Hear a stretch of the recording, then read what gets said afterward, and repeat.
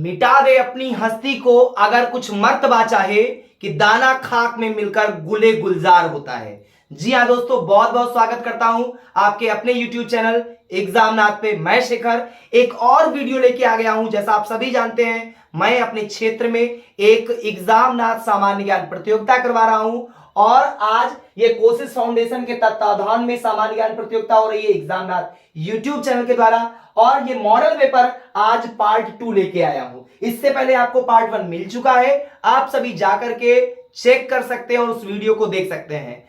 थोड़ा सा मैं डिटेल बता दूं आपको कि ये जो प्रतियोगिता है इसमें 3 ग्रुप हैं, एक है प्राइमरी, एक है जूनियर और एक है सीनियर।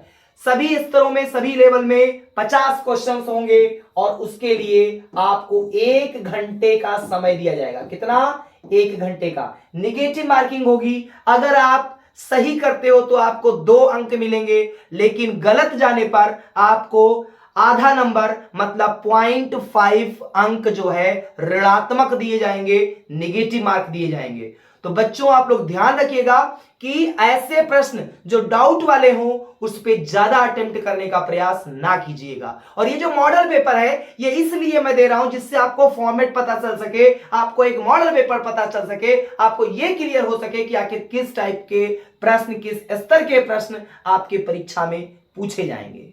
और देखिए, ये आप सोच रहे हैं कि 800 850 बच्चों में कैसे हम स्थान बनाएंगे, तो एक बात ध्यान रखिए दोस्तों कि दरिया हो या पहाड़ हो टकराना चाहिए।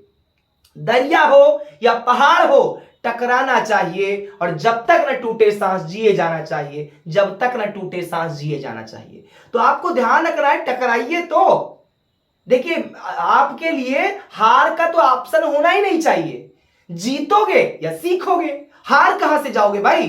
तो आप लोग बखूबी दमखम के साथ मेहनत करिए, सफलता आपके कदम चूमेगी। और ये ना सोचिए कि हम एक कैसे बनाएंगे। भैया आपको 1 सीट चाहिए, उसके लिए आप जी तोड़ मेहनत करिए, करेंगे तो सफल होंगे, नहीं तो आप सभी अच्छे से ज्ञानी पुरुष हैं। तो चलिए शुरू करते हैं। ये पार्ट 1 मैं दे चुका हूं। आज की जो वीडियो है ये पार्ट 2 है। इससे पहले मैं 72 क्वेश्चंस आपको दे चुका हूं। इसके आगे उसी पीडीएफ पे मैं आज आगे बढ़ूंगा और आपको बताता हूं कि 72 से आगे मतलब 72 क्वेश्चंस से आगे मैं लेके चलूंगा। ये लास्ट क्वेश्चन मैंने पार्ट 1 में दिया था, महावीर स्वामी के बचपन का क्या नाम था, लेकिन हमको पढ़ाना है आज हम कौन से देश के निवासी हैं। हम कौन से देश के निवासी हैं। देखिए, ये प्राइमरी लेवल पे क्वेश्चन किया गया है, हम किस देश के निवासी हैं, भारत के, चीन के, वियतनाम के या सभी। तो भैया अगर प्रश्न पेपर में आ जाए कि हम किस देश के,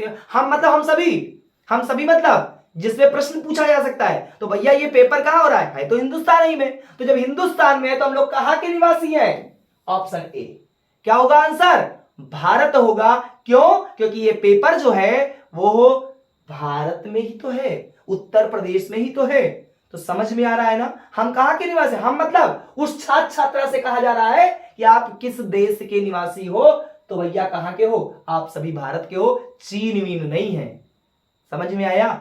एकदम समझ में आ गया होगा। ठीक है, आगे बढ़ते हैं। पूछा गया है शून्य की खोज किस देश में हुई? शून्य की खोज किस देश में हुई है? देता ना दशमलव भारत तो यूं चांद पे जाना मुश्किल था। ठीक है, तो दशमलव, जीरो ये सब कहां से आए हैं? ये सब अपने प्यारे प्यारे हिंदुस्तान से आया है। बिल्कुल हिंदुस्तान ही सही होगा। भैया शून्य की खोज किस देश में हुई है, ये भी प्राइमरी स्तर में पूछा जा सकता है। और इसका सही उत्तर क्या है? तो भैया इसका सही उत्तर है भारत। ठीक है, समझिए अगला प्रश्न। दो पैर वाले जीव कहलाते। देखिए, ये भी प्राइमरी स्तर का क्वेश्चन है कि 2 पैर वाले जो जीव होते हैं उन्हें क्या कहते हैं? द्विपाद कहते हैं, त्रिपाद कहते हैं, एक पाद कहते हैं, या इनमें से कोई नहीं। आपको बताना है कि क्या कहते हैं। तो भैया इसका जो राइट आंसर है उससे बोला जाता है द्विपाद। 2 पैर वाले जीव क्या कहलाते हैं? तो 2 पैर वाले जीव कहलाते हैं द्विपाद। इसलिए ऑप्शन कौन सा सही होगा? Option A for America is the right answer. Clear हो रहा है ना? बिल्कुल। देखिए, मेहनत को आदत बना लो तो कामयाबी मुकद्दर बन जाएगी। मेहनत को क्या बनाओ? आदत बनाओ तो कामयाबी क्या होगी? मुकद्दर बन जाएगी मेरे दोस्त। और खास बात, मेहनत एक दिन के नहीं होना चाहिए, मेहनत एक दिन का नहीं, मेहनत लगातार होनी चाहिए। अगर कंटिन्यूअसली आप किसी कार्य के प्रति नहीं लगेंगे तो आप सफल नहीं होंगे। क्यों? क्योंकि जैसे आप समझिए, आप दिन में 3 रोटियां खाते हो, 4 रोटी खाते हो, 2 रोटी दोपहर में, 2 रोटी रात में, 4 रोटी आप दिन भर में खाते हो। लेकिन मैं कह दूं कि 1 हफ्ते के लिए आपको नहीं दूंगा, और 1 हफ्ते में 7 दिन होते हैं, 7 चौक 28, 28 रोटियां आप 1 हफ्ते में खाते हो। हम आपको 6 दिन भूखा रखेंगे, आपको 28 दूना 56 रोटी एक साथ देंगे। क्या आप 4 रोटी की जगह पे 3 रोटी डेली खाना पसंद करोगे, या 1 हफ्ते के बाद 6 दिन के बाद आप जो है 56 रोटी? सभी का उत्तर, सभी प्यारे बच्चों का उत्तर क्या होगा कि सर हम 3 रोटी खा लेंगे लेकिन 6 दिन एक साथ भूखे नहीं रह सकते। ठीक उसी प्रकार से मेहनत है, मेहनत डेली करिए, बराबर जब मेहनत करेंगे, लगातार मेहनत होगी, तभी सफलता तक आप पहुंचेंगे। और ध्यान रखिए, बहुत अच्छे से रहिए, संस्कारों में रहिए, क्योंकि सब कुछ जीता जा सकता है संस्कार से, लेकिन जीता हुआ भी हारा जा सकता है किससे? अहंकार से। तो अहंकार में मत आइए, संस्कार अपनाइए, सभ्यता में रहिए, मेहनत करिए, लगातार मेहनत करिए, सफलता आपकी कदम चूमेगी। तो नेक्स्ट यहां पे है कि आलमगीरपुर पुरास्थल किस राज्य में स्थित है? आलमगीरपुर पुरास्थल किस राज्य में स्थित है? और यह प्रश्न जूनियर सेक्शन में पूछा गया है, जूनियर सेक्शन में, जी हां जूनियर सेक्शन में पूछा गया है। तो गुजरात में, राजस्थान में, उत्तर प्रदेश में या बिहार में? तो भैया जो आलमगीरपुर है, आलमगीरपुर पुरास्थल है, वो कहां पे है? वो उत्तर प्रदेश राज्य में है। कहां पे है? उत्तर प्रदेश राज्य में है। Option C for Canada is the right answer. Clear है? आगे देखिए, निम्नलिखित में से कोबाल्ट का प्रतीक क्या? देखिए सीनियर कैटेगरी का क्वेश्चन है, सीनियर कैटेगरी का क्वेश्चन है कि निम्नलिखित में से कोबाल्ट का प्रतीक क्या है? CO CU CO, ठीक है, या C0 CU CO या CA? तो इसका राइट आंसर जो है दोस्तों वह होगा option C for Canada is the right answer. आगे बढ़ते हैं। कैल्शियम का परमाणु द्रव्यमान, कैल्शियम का परमाणु द्रव्यमान कितना होता है? तो कैल्शियम का, ये भी सीनियर कैटेगरी का क्वेश्चन है, ये भी सीनियर कैटेगरी का क्वेश्चन है। कैल्शियम का परमाणु द्रव्यमान कितना होता है? तो कैल्शियम का जो परमाणु क्रमांक होता है, द्रव्यमान होता है, वह होता है दोस्तों 40। मतलब ऑप्शन सी वाला सही होगा, C for Canada is the right answer. फिर है क्वेश्चन नंबर 79, प्रारूप कमेटी के अध्यक्ष कौन थे? प्रारूप कमेटी के अध्यक्ष कौन थे? यह भी सीनियर कैटेगरी का क्वेश्चन है। तो जो प्रारूप कमेटी के अध्यक्ष थे उनका नाम बताना है, और वो थे बहुत ही बढ़िया डॉक्टर भीमराव अंबेडकर साहब। बिल्कुल, दलितों के मसीहा डॉक्टर भीमराव अंबेडकर साहब जो हैं वो प्रारूप कमेटी के अध्यक्ष थे। ये सीनियर कैटेगरी का क्वेश्चन है, ये क्वेश्चन आपका आ सकता है, हो सकता है आए, या हो सकता है इसी पैटर्न पे दूसरे क्वेश्चंस बनाए जाएं। तो आप लोग तैयारी बखूबी रखिए, ठीक है। जब तैयारी आप रखेंगे, देखिए शहद की खोज में निकले हो तो मधुमक्खियों को काटना स्वीकार कीजिए। अगर आप शहद की खोज करना चाहते हैं तो मधुमक्खियों का काटना स्वीकार कीजिए, कष्ट आएंगे। और ये जान लीजिए, जैसे आपने हो सकता है ईसीजी मशीन देखा होगा। ईसीजी मशीन में क्या होता है, उसमें जब ऐसे ऐसे ऐसे रेखा, जब जो है आदमी, आपने धारावाहिक में, फिल्मों में देखा होगा कि ऐसे ऐसे जब आदमी बिल्कुल मौत के करीब होता है तो एक मशीन होती है, ईसीजी मशीन बोलते हैं। तो उस पर ऐसे ऐसे रेखा दिखाई जाती है, ठीक है, ऐसे ऐसे अप्स डाउन अप्स डाउन। तो जब तक अप्स डाउन आता है तब तक वो जिंदा रहता है, और जैसे ही वो रेखाएं सीधी हो जाती हैं, इसका मतलब वो क्या हो गया? मर चुका है। तो क्या चाहते हो आप? आपके जीवन में उतार चढ़ाव तो होगा, यही तो ईसीजी मशीन बताता है। आपके जीवन में उतार चढ़ाव है मतलब आप जिंदा हो, आप सफलता के मार्ग पे हो, आप सही ट्रैक पे हो। लेकिन अगर रेखा सीधी हो गई, इसका मतलब आप बेकार हो चुके हो, आपका देहावसान हो चुका है, अब आप कोई मतलब के नहीं हो। तो जीवन में सिर्फ सुख है, इसका मतलब आपने कभी कोई अच्छा कार्य करने का प्रयत्न ही नहीं किया। क्योंकि जब आप कुछ नया करने को सोचोगे तो संघर्ष होगा, दुख होगा, फ्रस्ट्रेशन होंगे, कुछ उसमें आपको मेहनत करनी पड़ेगी, और मेहनत तो भैया सफलता के लिए बेहद जरूरी चीज है, ठीक है। आगे बात कर लेते हैं, आगे बात करते हैं नेक्स्ट क्वेश्चन की ओर। क्वेश्चन नंबर हमारा 80 है, भारतीय संविधान, भारतीय संविधान लिखने वाली सभा में कितने सदस्य थे? ठीक है, कितने सदस्य थे। ये भी देखिए सीनियर कैटेगरी का क्वेश्चन है कि भारतीय संविधान जो था उसको लिखने वाली सभा में कुल कितने सदस्य थे। तो भैया ये क्वेश्चन सीनियर कैटेगरी में पूछा गया है और यहाँ पे ऑप्शंस दिए गए हैं 1200, 400, 299 या 200। तो इसका जो राइट आंसर है वो होगा option C for Canada is the right answer. बिल्कुल 299 सदस्य थे भारतीय संविधान लिखने वाली सभा में। तो ऑप्शन कौन सा सही हो गया? Option C for Canada is the right answer, बिल्कुल सही है। आगे बढ़ते हैं। अरावली पहाड़ियों के पश्चिमी किनारे पर का मरुस्थल है, कौन सा मरुस्थल है भैया? सीनियर कैटेगरी का क्वेश्चन है। थार का, सहारा का, कुवैत का या इन सभी का? तो इसका जो राइट आंसर है वो है थार मरुस्थल। बिल्कुल, यहां पे क्या भरा जाएगा? थार का मरुस्थल है। अरावली जो पहाड़ी है उसके पश्चिमी किनारों पर कौन सा पर्वत है, कौन सा मरुस्थल है? तो भैया थार मरुस्थल है। Option A for America is the right answer. Clear है? चलिए आगे देखते हैं। चंद्रयान किस देश का मिशन है? देखिए इस बार प्राइमरी का क्वेश्चन आ गया है। प्राइमरी का क्वेश्चन क्या है कि चंद्रयान जो है वो किस देश का मिशन है? पाकिस्तान का, नेपाल का या भारत का या रूस का? बताइए किसका है? तो इसका जो राइट आंसर है वो है भारत। बिल्कुल, अपना प्यारा Hindustan, I love my country, Bharat जो है वो चंद्रयान देश जो है उसने एक मिशन बना रखा है, मतलब भारत ने चंद्रयान का मिशन बना रखा है। तो किस देश का? भैया भारत का होगा। Option C for Canada is right answer.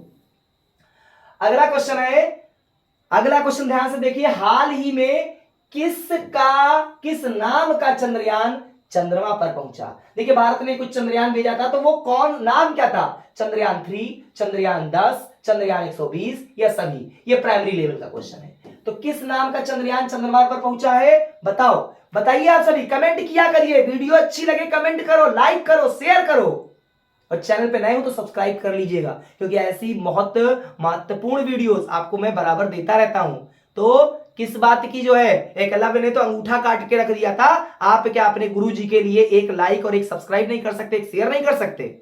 सभी लोग व्हाट्सएप स्टेटस पे शेयर करो, फेसबुक, इंस्टा, जहां जहां पे आप शेयर कर सकते हो शेयर करो। वो बच्चे भी देखेंगे। देखो कितना बढ़िया एग्जाम ना सामान्य ज्ञान प्रतियोगिता हो रहा है। जिन बच्चों ने नहीं भरा है वो एक बार जरूर पछताएं कि काश मैंने भी भर दिया होता, काश मैंने भी भर दिया होता, क्यों नहीं भरा था।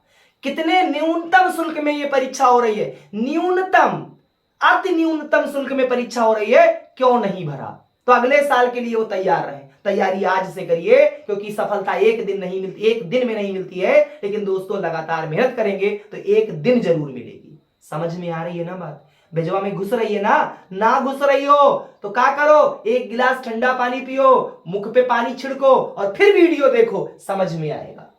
तो भैया इसका उत्तर क्या सही होगा? इसका उत्तर होगा Chandrayaan 3। Option A for America is the right answer. Next question है गौतम बुद्ध। गौतम बुद्ध का नाम सुने हो? बिल्कुल सुना होगा आप सबने। गौतम बुद्ध का जन्म कहां हुआ था? अब भैया गौतम बुद्ध का जन्म कहां हुआ? काशी में हुआ? नहीं बाबा, नहीं हुआ। मथुरा में हुआ? ना, वहां पर भी नहीं हुआ। फिर कहां हुआ? श्रावस्ती में हुआ? गलत, ये श्रावस्ती गलत लिखा हुआ है, ऐसे होना चाहिए, श्रावस्ती ऐसे होना चाहिए था, ये टाइपिंग मिस्टेक है, ठीक है। या लुम्बिनी में हुआ? तो ये बिल्कुल गौतम बुद्ध का जो जन्म है वो कहां हुआ था? लुम्बिनी। तो ऑप्शन डी वाला आपका सही हो जाएगा। देखिए क्वेश्चन क्या था, गौतम बुद्ध का जन्म कहां हुआ था? तो कहां हुआ? Lumbini. Option D for Denmark is the right answer. नील नदी का वरदान किस सभ्यता को कहते हैं?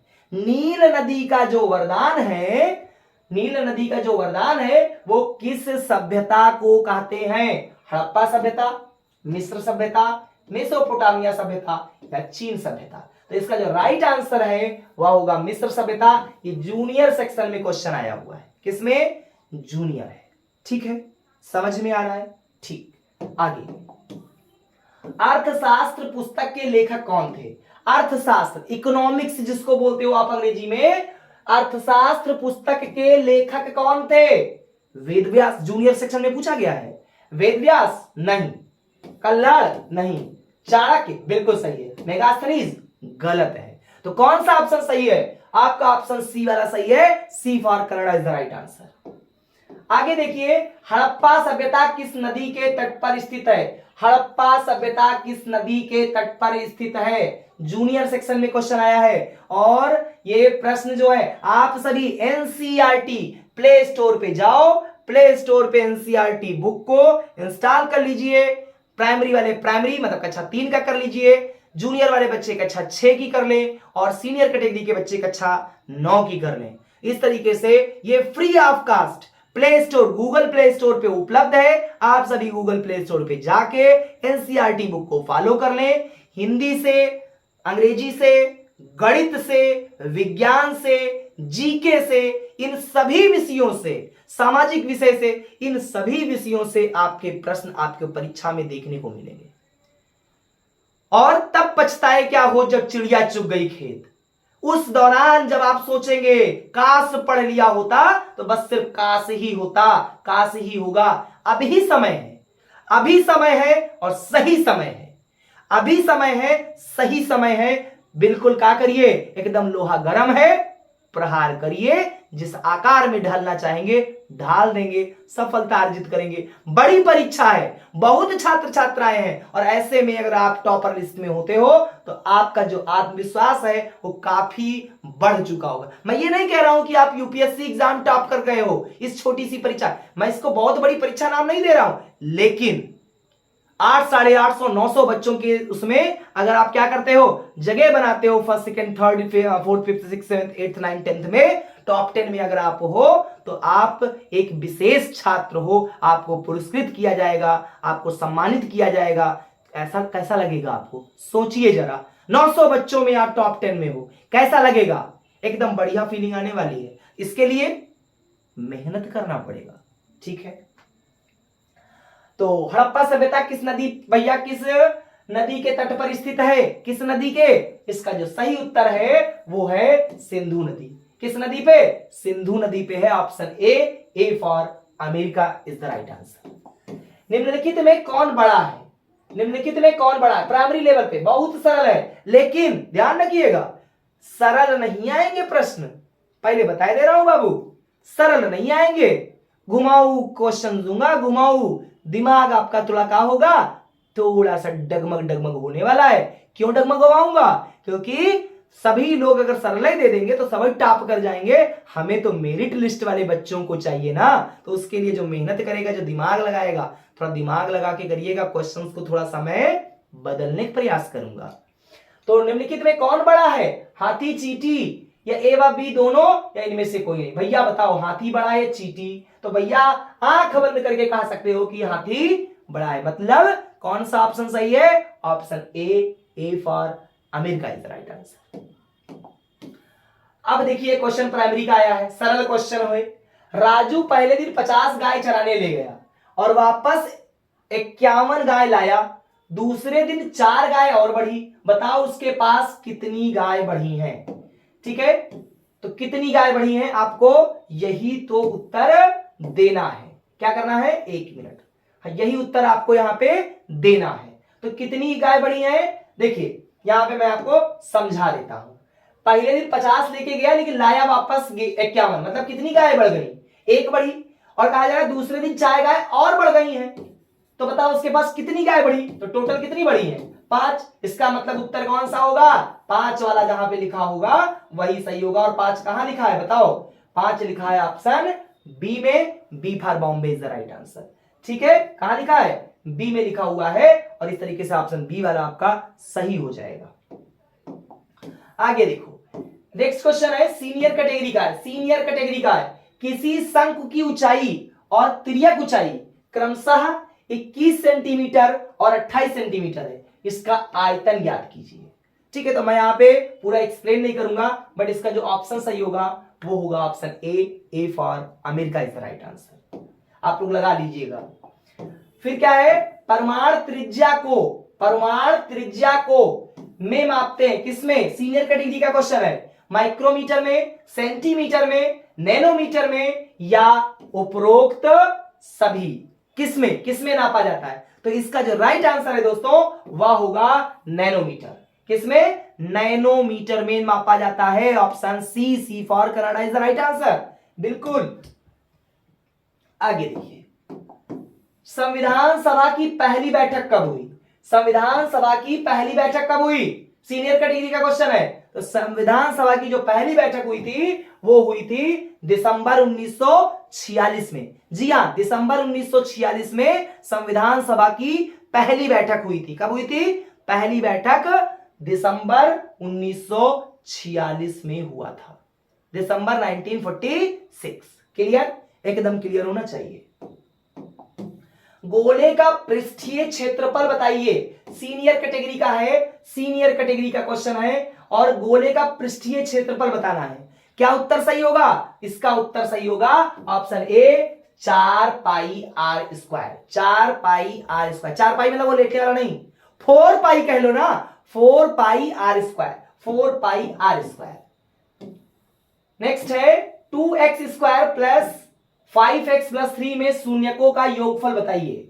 सीनियर कैटेगरी का क्वेश्चन है, सीनियर कैटेगरी का क्वेश्चन है और इसका जो आंसर सही होगा वो ऑप्शन ए वाला सही होगा। आप लोग लगा लीजिएगा। सीनियर कैटेगरी में क्वेश्चन थोड़ा भैया तगड़े वाले आएंगे। अरे तगड़े वाले मतलब कोनो हाथ पांव से तगड़े नहीं होंगे, अरे थोड़ा उलझाऊ होंगे, थोड़ा परेशान करेंगे। अरे तो आप तो बड़े हो ना, आपके पास बुद्धि ज्यादा है। प्राइमरी लेवल के क्वेश्चन, प्राइमरी छोटे छोटे बच्चे होते क्यूट से, ठीक है। तो अब आप लोग बड़े हो चुके हो, काफी बड़े हो। अरे काफी बड़े मतलब कोई ऐसा नहीं है कि पप्पा की उम्र के हो। कहने का मेरा तात्पर्य है कि आप लोग बड़े हो, मतलब जो प्राइमरी लेवल के बच्चे होते हैं उनसे आप ज्यादा दिमाग रखते हो। तो ज्यादा दिमाग रखते हो तो थोड़ा ज्यादा दिमाग लगाना, क्योंकि जो आपके पास है उसको आप लगाओ। नहीं लगाओगे तो गलत करोगे, गलत करोगे मेरिट लिस्ट से बाहर होगे। और कौन कौन चाहते हैं कि मेरिट लिस्ट से बाहर हो जाए? कोई चाहता है? नहीं चाहता। जितने बच्चे सफलता चाहते हो वो अपना एक बार जो है क्या करेंगे, वो कमेंट करें, कमेंट करें कि यस सर मैं चाहता हूं या मैं चाहती हूं।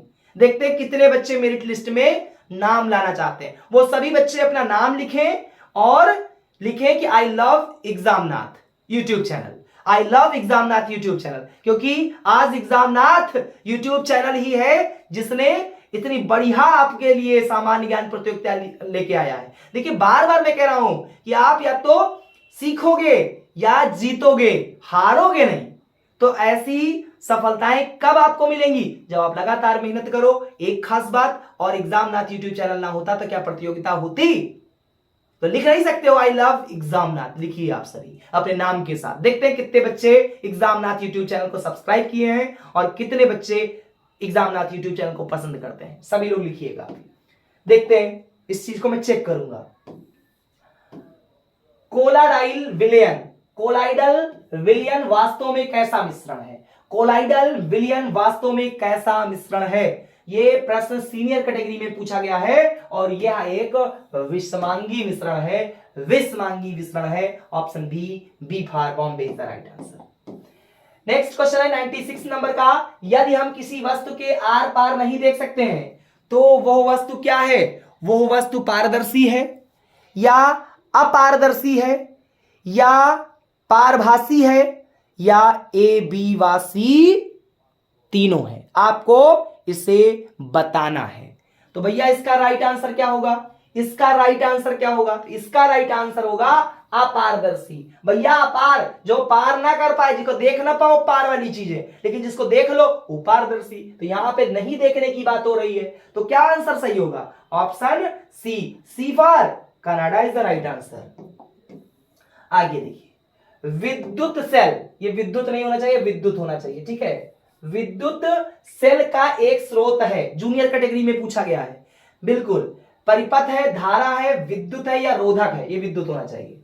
तो ऑप्शन आपका क्या हो जाएगा? विद्युत सेल विद्युत का एक स्रोत है। किसका? विद्युत का ही। Option C for Canada is the right answer.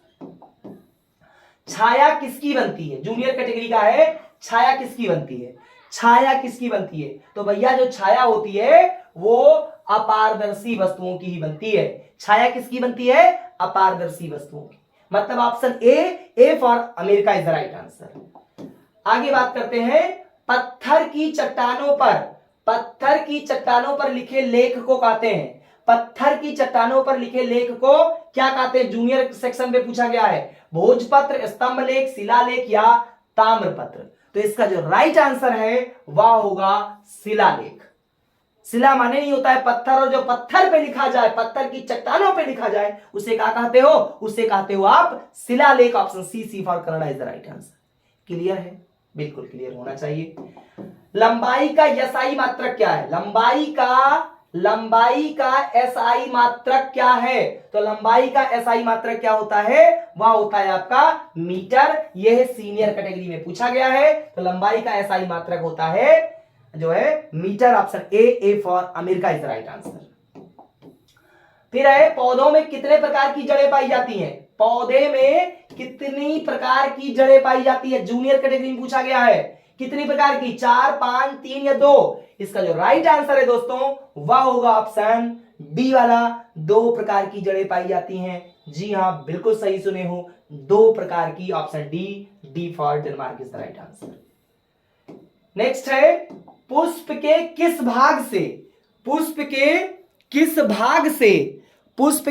भाग से अंडाशय मिलता है?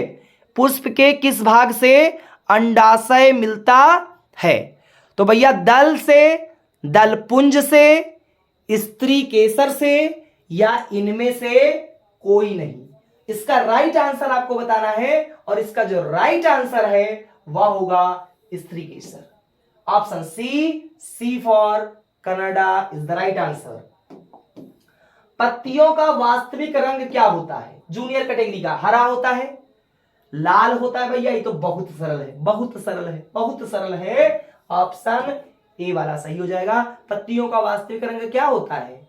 लीव्स का क्या होता है? भैया हरे ही तो होता है। क्लोरोफिल के कारण होते हैं हरे किस कारण होते हैं? क्लोरोफिल के कारण। आगे देखिए, जब आपको भूख लगती है तो आप क्या करते हैं? प्राइमरी लेवल का है, भोजन, टहलते हैं, नाचते हैं, या इसमें से सभी। ठीक है, इसका जो राइट आंसर होगा वह होगा भोजन। क्या करते हैं? भोजन करते हैं। देखिए इतना सरल, ये बहुत सरल है क्वेश्चन। ऐसे क्वेश्चंस आपके पेपर में नहीं आएंगे। हाँ, इसी पैटर्न पे आएंगे, लेकिन इतना सरल नहीं आएगा। इतना सरल की उम्मीद मत करिएगा, बार बार बोले दे रहा हूं। हाँ बिल्कुल, मेहनत बखूबी करिएगा। पौधे किस प्रक्रम द्वारा अपना भोजन बनाते हैं? जूनियर स्तर का है उच्छेपण, वाष्पोत्सर्जन, प्रकाश संश्लेषण। ठीक है, ये गलत लिखा हुआ है, प्रकाश संश्लेषण होना चाहिए, प्रकाश संश्लेषण, या इनमें से कोई नहीं। तो किसके द्वारा बनाते हैं अपना भोजन? बताओ, कमेंट करो, आप सभी कमेंट करो। इसका उत्तर मैं नहीं बताता हूं, इसका उत्तर आप सभी बताएंगे। देखते हैं कितने बच्चे बताते हैं। जूनियर कैटेगरी का क्वेश्चन है, इसका सभी लोग उत्तर बताएं। इसका सभी बच्चे उत्तर बताएं कि कौन सा सही होगा। छोड़ दिया मैंने। नेक्स्ट है, जल की यह बूंदें पत्ती से जल वाष्प के रूप में निकली है, इस क्रिया को क्या कहते हैं? जूनियर कैटेगरी का क्वेश्चन है। निषेचन कहते हैं, वाष्पोत्सर्जन कहते हैं, अवक्षेपण कहते हैं, या ये सभी कहा जाता है? तो इसका जो राइट आंसर है वो होगा वाष्पोत्सर्जन। Option B for Bombay is the right answer. बहुत सही आपने पहचाना है। क्या होगा? ऑप्शन बी वाष्पोत्सर्जन कहलाता है वो। ठीक है, आगे देखो, कमजोर तने वाले पौधे सीधे खड़े नहीं हो सकते और ये भूमि पर फैल जाते हैं, उन्हें क्या कहते हैं? ये जूनियर कैटेगरी का क्वेश्चन है। देखिए, जब भी एक चीज मैं बता दूं इस क्वेश्चन का आंसर बताने से पहले, जब भी आप ऊंचाई की ओर जाएं, जब भी आप सफलता की ओर जाएं, जब भी आपको लगे कि आपके जीवन में बहुत अच्छा हो रहा है, आप बहुत अच्छा कर रहे हो, समाज में आपका नाम हो गया, आप बहुत रिचेस्ट पर्सन हो गए, आप बिल्कुल अमीर हो गए हो, आपके पास हर एक सुख सुविधा है, आपकी संपन्नता बढ़ गई, आपके पास प्रसिद्धि बढ़ गई, ऐसे में आप खुद को झुकाइएगा, झुक जाइएगा। जानते हैं क्यों? क्योंकि जब पौधों में फल आ जाए तो उसकी टहनियां झुक जाती है, ना कि तन जाती है। और आप अगर फल आपके अंदर आ गया है, मतलब आप प्रसिद्ध हो गए हो, आप अमीर हो गए हो, आप पैसे वाले हो गए हो, तो आपको एक काम करना होगा, और उसका नाम क्या है? कि आप झुकना सीखो। क्योंकि जितना झुकोगे उतना ही ऊपर जाओगे। ईश्वर क्या कहता है? हमेशा ईश्वर के शरण में रहो, खुश रहोगे। ईश्वर कहते हैं, प्रभु कहते हैं कि तू करता वही है जो तू चाहता है, तू करता वही है जो तू चाहता है, पर होता वही है जो मैं चाहता हूं। फिर तू कर वही जो मैं चाहता हूं, फिर होगा वही जो तू चाहता है। क्या लाइनें हैं, क्या ईश्वर कहते हैं? तू करता वही है जो तू चाहता है, पर होता वही है जो मैं चाहता हूं। तू कर वही जो मैं चाहता हूं, फिर होगा वही जो तू चाहता है।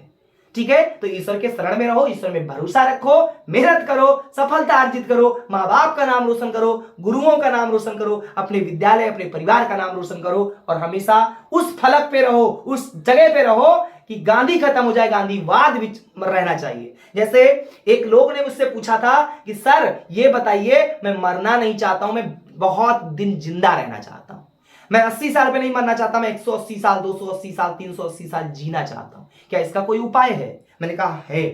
चौंक गया, कहा ये कैसे उपाय है? मैंने कहा हाँ बिल्कुल उपाय है। आप चाहो तो 380 साल क्या 3 लाख साल आप जी सकते हो, और उसका एक उपाय है, कुछ ऐसा कर जाओ जो दूसरों की सोच में जिंदा रहो।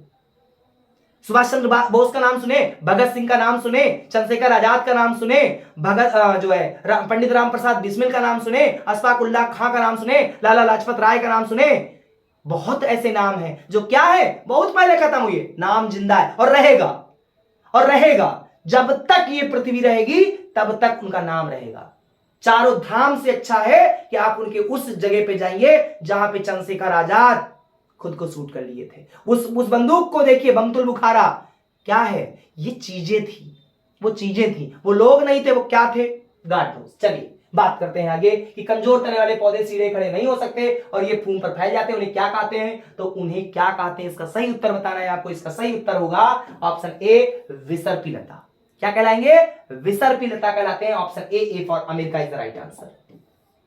सूर्य के प्रकाश से कौन सी विटामिन मिलता है? बताओ, सूर्य के प्रकाश से कौन सी विटामिन मिलती है? तो भैया सूर्य के जो प्रकाश से है वो विटामिन डी मिलता है।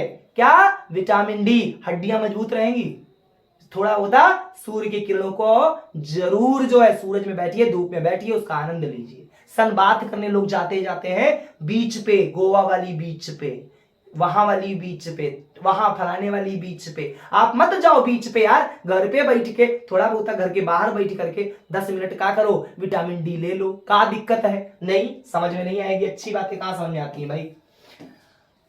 एक दर्जन में कितने केले होते हैं? एक दर्जन में कितने केले होते हैं? प्राइमरी कैटेगरी का है भैया। एक दर्जन में कितने केले होते हैं? 12 होते हैं। Option A for America is the right answer. आगे है, एशियाई शेर भारत के किस राज्य में पाए जाते हैं? एशियाई सीनियर कैटेगरी का क्वेश्चन है। एशियाई शेर भारत के किस राज्य में पाए जाते हैं? तो इसका जो राइट आंसर है वह है गुजरात।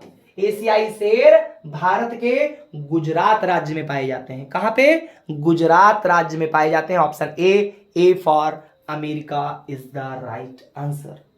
आगे है क्वेश्चन नंबर 111। भारत में हरित क्रांति मुख्य रूप से के उत्पादन के सुधार पर केंद्रित थी। जो हरित क्रांति आई थी भारत में, वो मुख्य रूप से किस के उत्पादन के सुधार पर केंद्रित था? तो वो था गेहूं और धान। क्योंकि अकाल पड़ गया था 1966, 67, 68 के आसपास में, तभी तो लाल बहादुर शास्त्री जी ने क्या नारा दिया था? क्या दिया था? जय जवान जय किसान। तभी लाल बहादुर शास्त्री जी ने नारा दिया था और हरित क्रांति आई। और क्यों? क्योंकि गेहूं और धान पे सुधार करना था। आगे, कंचनजंगा शिखर की ऊंचाई कितनी है? सीनियर कैटेगरी का क्वेश्चन है। और कंचनजंगा शिखर जो है, इसकी ऊंचाई कितनी है? इसकी ऊंचाई है 8598 मीटर। कितना है ये? इसकी ऊंचाई जो है वो है 8598, मतलब 8598 मीटर। आगे, बिना पुनरावृत्ति किए दिए गए अंकों का प्रयोग करके 4 अंकों की सबसे छोटी संख्या बताइए। ये क्या हो गया है? ये देखिए, दिए गए अंकों का प्रयोग करके, बिना पुनरावृत्ति किए गए 4 अंकों का प्रयोग करके 4 अंकों की सबसे छोटी संख्या बनाइए। मेरे समझ में ही खुद ही नहीं आ रहा है किस टाइप का क्वेश्चन है, छोड़िए इसको, आगे बढ़ते हैं। निम्नलिखित समीकरण को व्यवस्थित करके लिखे। ठीक है, ये क्या लिखा हुआ है ये भी मेरे नहीं समझ आया, स्टार लगा हुआ है, छोड़ो लेट इट गो। आगे देखो कि गुड़े का निशान है, क्या है ये भाई? ये नहीं समझ में आ रहा है, स्टार क्यों लगाया है? टाइपिंग मिस्टेक है या क्या है? क्वेश्चन जो हमारा टाइपिस्ट है उसने बनाया है, तो खुद ही मैं कंफ्यूज हूं कि ऐसा क्या लिखा है। चलिए आगे बढ़ते हैं। इनमें से कौन सी वस्तु इनमें से कौन सी वस्तुएं हम प्रतिदिन देखते हैं? प्राइमरी लेवल का है हाथी, कौवा, चीता, महासागर। तो भैया क्या आप लोग महासागर डेली देखते हो? नहीं देखते हो। चीता रोज देखते हो? नहीं देखते हो। हाथी रोज देखते हो? नहीं देखते हो। क्या देखते हो डेली? कौवा देखते हो, कौवा। हाँ ठीक है, आंधी पानी आवत है और कौवा ढोल बजावत है। आगे, पथ शब्द का अर्थ क्या होता है? पथ प्राइमरी लेवल का है क्वेश्चन, और पथ का आपको बताना है। तो पथ का मतलब क्या होता है? पथ का रास्ता क्या होता है? रास्ता होता है, मार्ग होता है, या ए और बी दोनों? तो भैया ए और बी वाला दोनों वाला सही होगा ऑप्शन। क्यों? क्योंकि ध्यान रखिए कि जो पथ है, पथ को हम मार्ग भी कहते हैं, पथ को हम रास्ता भी कहते हैं। इस तरीके से दोनों ऑप्शन आपके सही हो जाते हैं। 118वां क्वेश्चन है, कौन सी बड़ी है?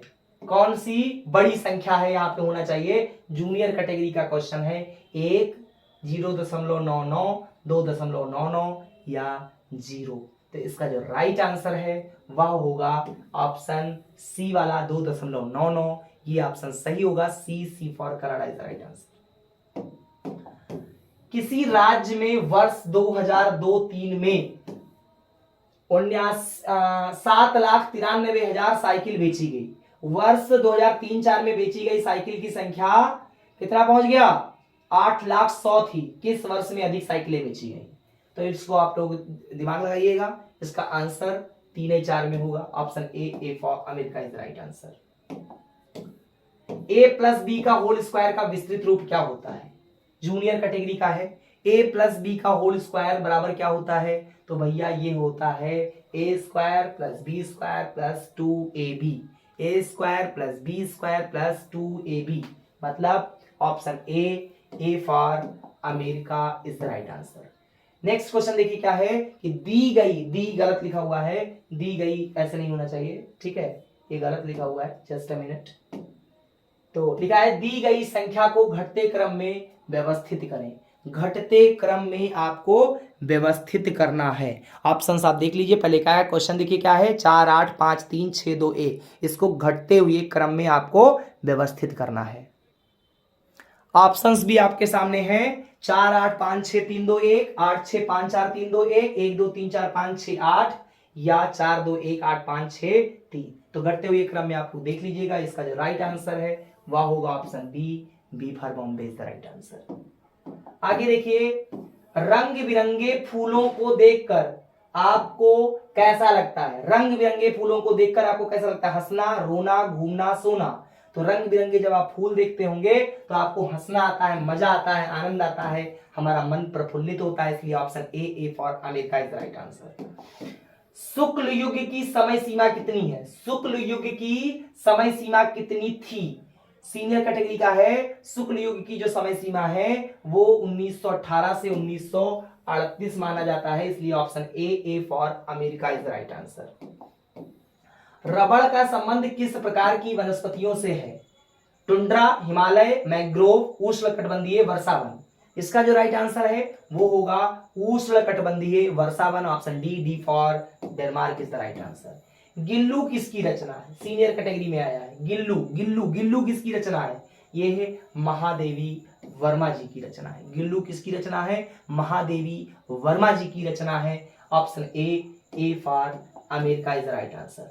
नेपोलियन बोनापार्ट, नाम सुना होगा नेपोलियन का। नेपोलियन बोनापार्ट से एक बार पूछा गया था कि आप इतने बड़े देश के, फ्रांस जैसे देश के आप क्या बन गए? आप तानाशाह बन गए, कैसे बन गए? तो उसने एक लाइन कही थी नेपोलियन बोनापार्ट से ने, और वो अंग्रेजी में है, मैं आपको बता देता हूं। उसने कहा था, नेपोलियन बोनापार्ट ने कहा था, the crown of the France was lying on the ground, I saw that, I prickled up from the point of my sword and put it on my head, thus we became the emperor of the France.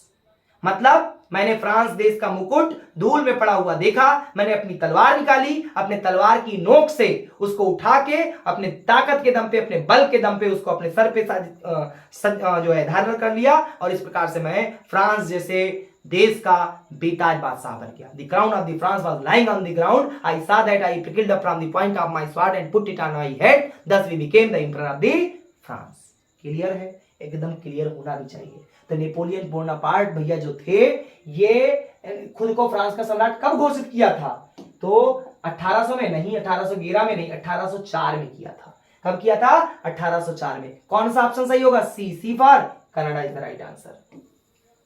शंकु का कुल पृष्ठीय क्षेत्रफल कितना होता है?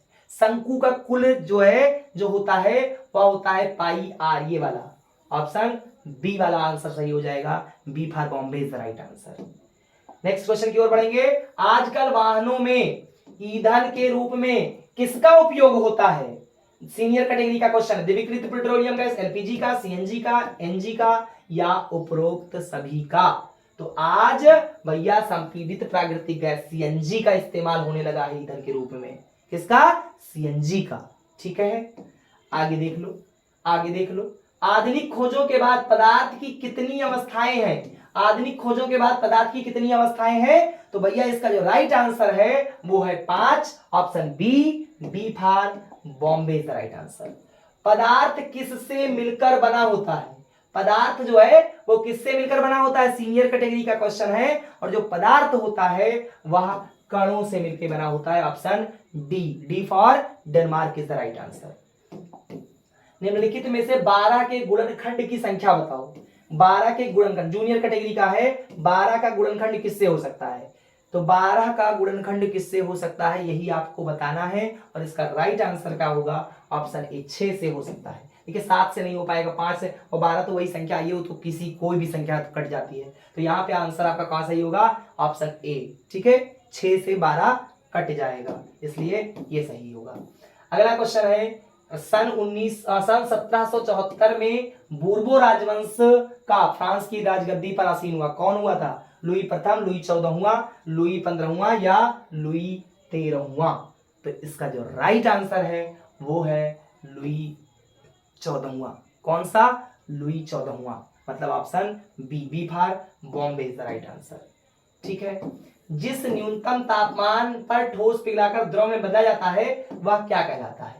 वो न्यूनतम तापमान बताइए। वो एक मिनिमम टेम्परेचर जिसपे सॉलिड चीजें पिघल करके लिक्विड में बदल जाता है, वो क्या कहलाता है? क्वथनांक, हिमनांक, गलनांक या सामर्थ्य? तो इसका जो राइट आंसर है वो कहलाता है गलनांक। गल जाता है, ठोस गल के लिक्विड के रूप में आ जाए। जैसे कच्चा लोहा पिघलाया जाता है, वो लिक्विड फॉर्म में आ जाता है, फिर जिस रूप में चाहते हैं, जिस आकार में चाहते हैं डाल दिया जाता है। ठीक है, दी गई संख्या को घटते क्रम में बताइए भैया। ठीक है, 4, 8, 5, 6, 23 इसका जो राइट आंसर होगा वो होगा 8, 6, 5, 4, 3, 2, 1, ऑप्शन बी वाला विकल्प सही होगा। फिर है 10,999 मतलब 10,999 के बाद अगली प्राकृतिक संख्या क्या होगी वो आपको बताना है। और इसका जो राइट आंसर है दोस्तों वो होगा कितना? 11,000। क्या होगा? 11,000, मतलब option A for America is the right answer. आगे देखते हैं, लास्ट क्वेश्चन है इस पार्ट 2 का। लास्ट क्वेश्चन है, भारत जीव सुरक्षा अधिनियम कब लागू किया गया? तो सीनियर कैटेगरी का क्वेश्चन है और ये 1972 में लागू किया गया है। भारत जीव सुरक्षा अधिनियम कब लागू किया गया? 1972 में लागू किया गया। तो उम्मीद करता हूं ये पार्ट 2 वीडियो अच्छी लगी होगी। कल ठीक इसी समय आपको एक और पार्ट 3 नाम से वीडियो मिलेगी, जिसको भी देखना ना भूलिएगा। इस वीडियो को अगर आपको पसंद आया हो लाइक करिएगा, चैनल पे पहली बार विजिट किए हो तो सब्सक्राइब करो, अपने स्कूल में, अपने कॉलेज में, अपने विद्यालय में अन्य दोस्तों को भी अवेयर करो, चैनल से जोड़ो और आप कमेंट करो आपको किस प्रकार की पढ़ाई की जरूरत है। आपको विशेष अध्यापक रख के free of cost Examnath YouTube channel आपके साथ कंधा से कंधा मिला के चलेगा। 13 अक्टूबर को एग्जाम है, आप लोग खूब मेहनत करो, सफल हो, खूब सफल हो। God bless you. बहुत बहुत धन्यवाद। Thanks for watching. जय हिंद दोस्तों। Thank you.